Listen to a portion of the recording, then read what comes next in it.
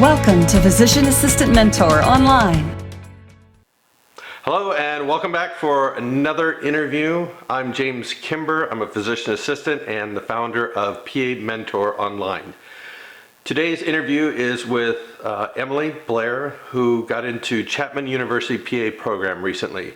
Emily's story is interesting or unique in that she had applied previously but was not accepted, and she came to us for some help, and we looked over her application and thought maybe she wasn't quite ready. We had a long talk with her and just decided it was best for her to actually skip a cycle because she needed to go back, get some extra healthcare hours, get some more experience, maybe retake some of her classes, and Emily did this. And so this year, when the CASPA cycle opened up again, she reapplied, and one school, one interview. Maybe you're in the same situation that Emily was in. Maybe you're not sure if your personal statement is strong enough. Maybe you're not sure if your clinical hours are the right hours that the schools are looking for. Maybe you don't have the best letters of recommendation, or you have questions about your grades and the classes that you've taken. Whatever it may be, why don't you contact us here at PA Mentor, and we'll take a look over your application, your grades, your letter. We'll look over all this and we'll give you some feedback on where you stand and where we think you could either improve or how we could help you to make you a better candidate and how you'll stand out from the rest. So now we'll listen to Emily, and she'll tell her story about how she was successful in getting to a PA program her second time around. Thank you. So go ahead and tell me your name.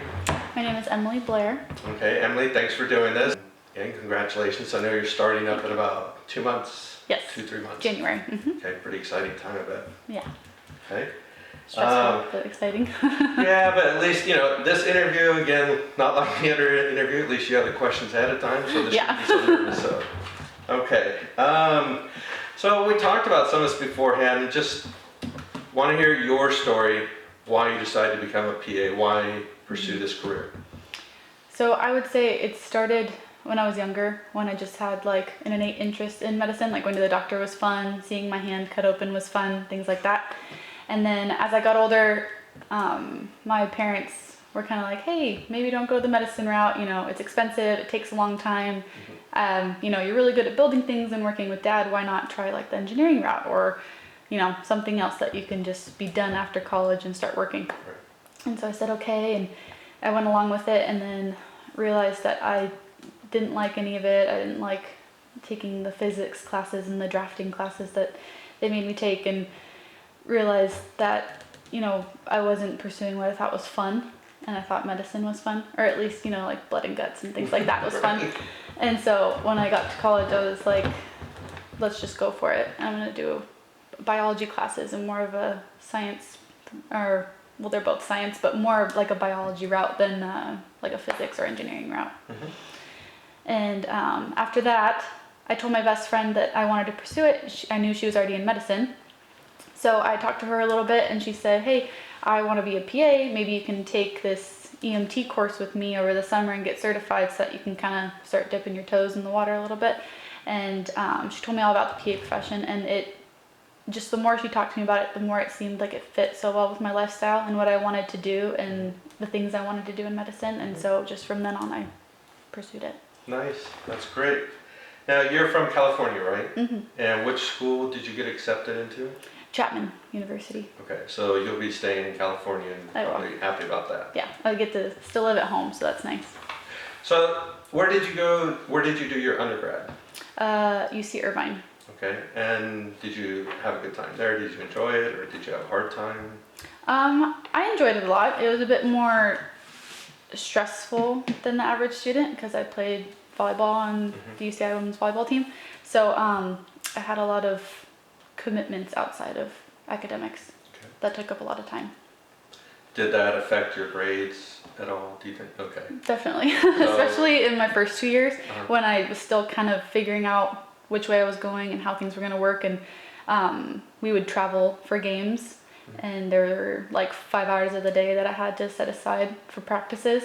I didn't necessarily put all of my effort into my studying or classes, and I just skipped quite a few. Okay. How do you think that impacted in terms of your applying for a PA program? It made my overall GPA significantly lower than I wanted it to be, just because a lot of just random GE classes or elective courses that I took in college that I didn't, or I couldn't give my full effort to, I didn't get the best grades in. Like nothing terrible, it just like made my average level out, so that way it was really difficult to bump it up when I needed it to. Yes. Okay. But when you applied for PA school, do you think that this impacted, because you applied once or twice, I'm sorry. Technically twice, yeah. Well, I did. But the first time I did it, I would say I didn't necessarily fully understand how difficult it was going to be and how competitive it was. Okay. And so I didn't put my best foot forward. Okay. Okay. Going back to Chapman College, how did you feel about your science courses? Did you have any problems, say like anatomy, physiology, chemistry?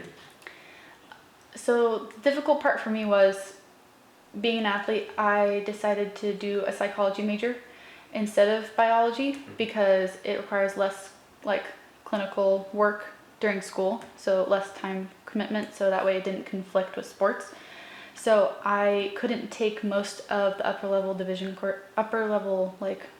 biology courses at UCI that fulfilled prerequisites for PA schools.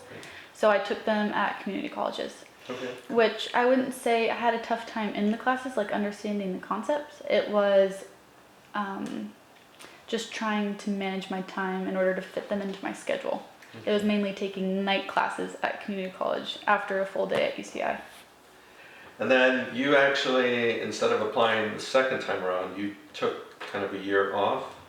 So after the first time applying and getting rejected from the schools and just looking at everything I had turned in and seeing how it didn't compete with what the websites had shown accepted students have, I kind of took a moment and I said, hey, if we're gonna be competitive and make it work, I'm gonna need a lot more time to get those things done rather than working so hard on the application for the next term. Right. So I just skipped it. I waited. I worked on things. I took classes. I got more patient care experience, and then I applied the next cycle, which is this most previous one. Okay. What type of clinical experience did you get in order to prepare for PA? So the EMT license qualified me for an EMT job that I had for a little bit, but I realized I wasn't getting the patient care that I wanted. I was working like on site at concerts and events, so we had the occasional kid come to us for a band-aid, but that was about it. So I looked elsewhere, and so I got a job at Chalk Children's Hospital in Orange County as like a CNA. It's called a clinical associate, but it's like a nurse assistant. Right. And then I also worked part-time as a medical assistant in an orthopedic surgeon's office. Okay. Was it hard to find these jobs? I would say it took persistence with applying, but I was just really diligent about it. Like I would wake up every day and apply to a few jobs a day and then wait and hear back, and if it didn't work, I would just keep doing that until it worked out in my favor. Okay. Did you end up taking the GRE? I did. Was it required by the program that you took? Okay. It was required by Chapman and a few others. I would say like half the schools I applied to required it. Okay. Let's talk about shadowing. How many PAs did you shadow? In total people, I would say like it was 4 or 5 PAs. Now, how did that go about? I mean, we always hear it's so difficult to find a PA to shadow. Honestly, I just tried to use any connection I had. So one of my mom's old friends is now a PA, and so I said, hey, can you ask her if I can shadow her? Or my uncle saw a PA just as a patient, and I said, hey, if you don't mind asking if they accept shadows. I just like kind of put myself in Pretty everywhere, creative. yeah, until it worked out. Okay, well, obviously you did.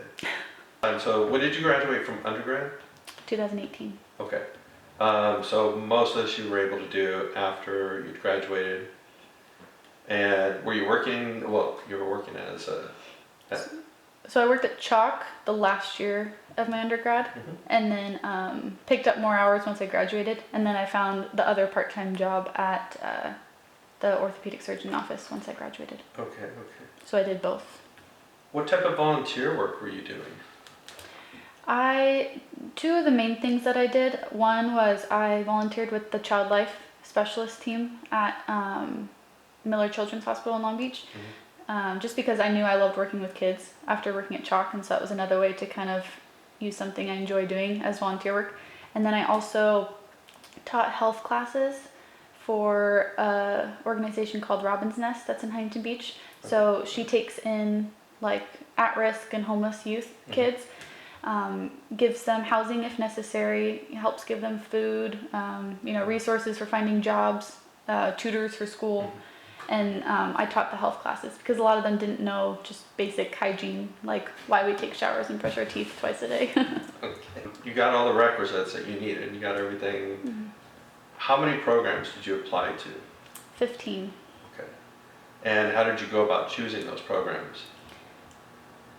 It was whichever ones fit within the prerequisites I had done, as well as close to Orange County as possible, because I didn't want to go too far from home. Right. So those were the two main things, and then because I couldn't physically visit all of them, that was it. But the ones that I also went to in person, it was like a feel thing. Okay.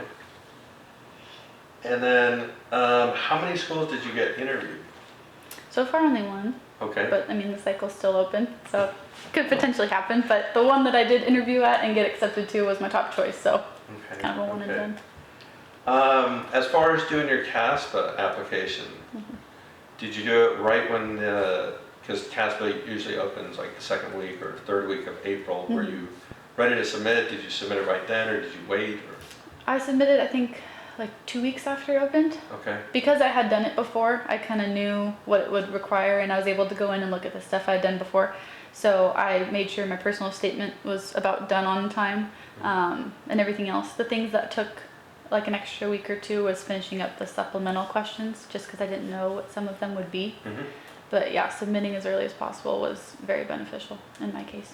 Were there problems that you had with CASPA, or just it's time consuming? Just time consuming. Okay. It's a lot of stuff to enter, especially if it's your first time. You have to completely start off from the beginning with all your grades and all your experiences, or at least I could go back in and edit the ones I had already done and then just add on whatever was new, which didn't take up as much time. Okay. Are there things that you think you could have prepared or done better in terms of preparation for applying? I would say probably paying attention to which schools had supplementals or extra things that they require.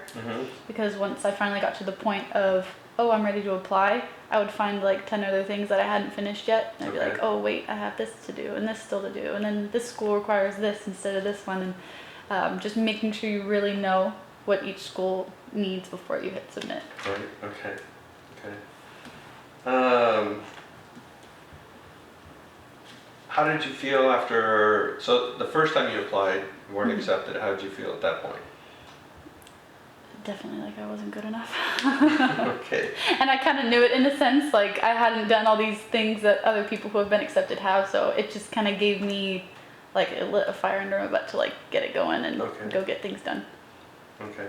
But you weren't considering, I'm just not going to do this? No. Okay. I even told my parents, I said, there's no plan B. Okay. We'll just wait until it happens. Okay. All right. So what kind of, I mean, you talked about, more clinical. What did you do, though, specifically to make yourself more competitive the next time around? So I found the job at the orthopedic surgeon's office as a medical assistant, just to kind of give me more experience hands-on with patients, because the one at Chalk is inpatient, and so it was kind of nice to also work in a clinic as well. I just upped my volunteer hours. I took extra classes to bump up my GPA, and also made sure they were like science courses that were relevant. And then just gained experience, honestly, and shadowed a bit more. But working just in healthcare was like the best prep. How do you feel that our services helped you? I got into PA school because of you guys. Okay. Okay. I maybe won't need to say that, but it's true. No, it's okay. But I mean, so we worked with you on your statement. We gave you some advice as far as schools that you should attend and stuff. So I think mainly what you guys helped me with was figuring out what I actually needed to do versus what I expected schools to want from me. That was the most difficult part, differentiating, trying to just be myself and show who I was through my application, because that's what they're actually looking for, rather than, a robot who just writes what they think that they want to hear on paper.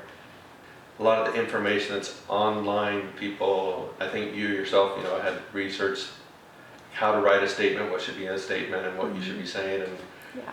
do you feel that that's accurate? What's out online? They all say different things. Mm-hmm. So some of them give good pointers, but in general, no. Okay. Just because some are like, oh, tell a story about a significant time and only focus on that. Or, or you need to list off everything you've done and why you're so great and really sell yourself. And I wouldn't say that those were the ways to approach it. Right. Okay. And I'm sorry, so the first time, did you get an interview during the first cycle? Okay, so this time you did get an interview. Mm-hmm. Tell us about the interview. How did that go? I was scared, I won't lie. It was a very stressful day. But at the end of it, once I was done, I realized it was a lot more laid back than I expected. Good. They made me feel very welcomed, which was nice. They made me feel important. But basically, we went in a room, we sat down, they gave us a bunch of presentations on their program, a little info, and then we did a tour, and then they brought us off and we all did like a 1-on-2 interview. Mm-hmm. So it was like 2 of the staff versus one of us. And the questions were really geared towards just wanting to get to know me rather than like quizzing me. I didn't feel like it was a test. Right. I felt like they just wanted to talk, which was nice. So we had gone through some preparation before you did your interview. How do you think you would have felt if you hadn't prepared for it? A lot more nervous. I probably would have really stumbled over my words in the interview and probably froze a lot more, just not, knowing what to expect. Mm-hmm. It was nice having like a little prep and a little mock interview to kind of help me see what to expect and what I'm actually going into and how to prepare. Do you think it made a difference? Huge difference, yeah. Would you recommend other people prepare for their interviews? As weird as it is, it's very important because, don't get me wrong, like doing a fake interview with someone like online or in person is going to be uncomfortable, especially when you're practicing, not using your hands a lot and keeping eye contact. It can be uncomfortable, but it's very necessary. So advice that you have for anybody, because some people are going to be watching this, obviously you got in, one interview, one school, plus the fact you got into the school kind of your choice because it's proximity wise, but what advice do you have for other people that are pursuing careers at PA? They're just now getting started. CASPA opens in another 6 months, so what should they be doing?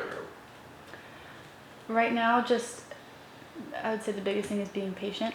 At least that was what I had to tell myself. I tried to get all my prerequisites done at the same time and didn't necessarily give them as much effort as needed, or tried to rush everything and apply as quick as possible because I wanted to get in as soon as possible and be a practicing PA as soon as possible, and I realized that wasn't realistic and that it takes a lot more time. That's why the average age of a PA student is 27 or something, is because it takes time. And so just being patient and getting healthcare experience, I would say, is the biggest thing. What about your letters of recommendation? How did you obtain those? I got 2 letters of rec from PAs that I work with at the orthopedic office I'm at. Nice. And then the other one was from my nursing manager at Chalk Children's. So I picked people that I work side by side with, that know me well, that I've told life stories to, that actually know me, rather than just someone I've shadowed who doesn't. Because I can speak more to my character and things that I've done. Okay. And I basically just asked them to have a meeting with me. I asked them some questions about PA and things like that, and I asked them if they'd be willing to write me a letter of recommendation. And thankfully, they said yes. Have you been in contact with any of the other classmates? A little bit. We had a orientation, or it was orientations. I don't think for another month or 2, but we had a little meetup where you just learn more about the health sciences school in general. Sure. So I met a few of them. I remembered some of them from my interview day, and we exchanged phone numbers, but we haven't really necessarily talked. Sure. And then we also have a Facebook group that the school started, so you can ask if people need housing and you want to live together and stuff like that. But that's about it. We have a brunch, accepted student brunch in 2 weeks. Yeah, you're going to become very close to your classmates. You'll know them very, very well very soon. Were there any obstacles that you ran into when applying? I mean, something you didn't know about and came up kind of last second, or a class that wasn't right, or... Yeah, I would say the biggest thing was schools kept changing their prerequisites, or like which classes at certain colleges were equivalent. So like even with Chapman, they, a year ago, or like a year and a half ago, when I was talking to them, telling them I was interested in trying to making sure all of my stuff was correct, they said, hey, you need to take these 2 other classes, which will fill the prerequisites that we need, and that's it. So I said, okay. I signed up for that class, I took it, and then when I went to go apply, they had changed it again. And I said, oh my gosh, you guys told me to take these 2 classes, and now you're asking for something else. Will you please accept these in place of those 2? And they said yes, thankfully, because they had just told me like a year and a half ago to take it. So they took it, but I would say that was the most difficult part, was staying up to date on everything each school needs and making sure that it was a course equivalent to what they require. Well, again, I appreciate you doing this. Yeah. Thanks for coming on here. I Of hope course. someday we'll interview you again after you've graduated, or maybe after your first year we could do like a little quick, how's your How's first year actually going? going? You're like...